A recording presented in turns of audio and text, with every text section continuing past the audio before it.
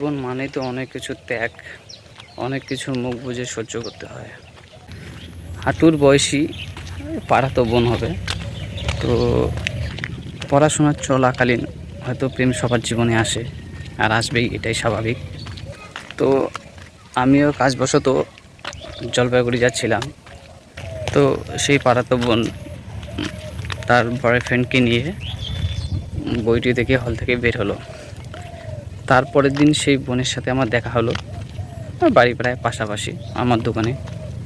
তো বোনটাকে আমি একটা কথাই বললাম যে স্কুল লাইফে প্রেম সবার জীবনেই আসে, বিশেষ করে 16 থেকে 22 বছর এই বয়সটা যাতে বিশেষ করে খেয়াল রাখে, এমন কোনো যাতে ডিসিশন না নেয়, ভবিষ্যতে যাতে পস্তায়। তো সেই বোনটি বলল ওরকম কোনো ব্যাপার না, জাস্ট ফ্রেন্ড। এবার কয়েকদিন যেতে না যেতে সেই মেয়েটি এবং ছেলেটি পালিয়ে যায়।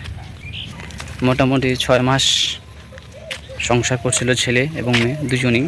ছেলে তো কোনো কাজ করে না, মেয়েও সেরকম কাজ জানে না, বাপের হোটেলে খায় দুজনেই।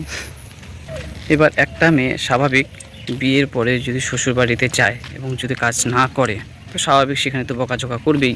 আর সেই মেয়ে বাড়িতে কোনোদিনও বাসন কিংবা ঘর ঝাড় কোনো কাজই করেনি, ঘুম থেকে উঠুন 9টার দিকে।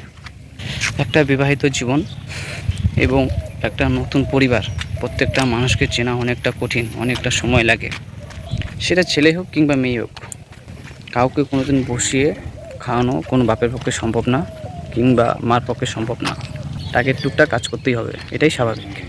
কাজের ভয়ে সেই মেয়েটি তার শ্বশুরবাড়ি থেকে পালিয়ে এসে বাপের বাড়িতে বর্তমান আছে। এখন কথা হচ্ছে, সেই বোনকে আমি একটা পরামর্শ দিয়েছিলাম যে বিয়ে তো তোকে করতেই হবে, বিয়ে তো তোকে বাড়ি থেকে দিবেই। সবার আগে নিজের লাইফটাকে সেটেল কর, নিজের পায়ে দাঁড়া, নিজে করে খাওয়ার মতো একটা কাজ কর, যাতে অন্যের উপর ডিপেন্ডেন্ট না হতে হয়।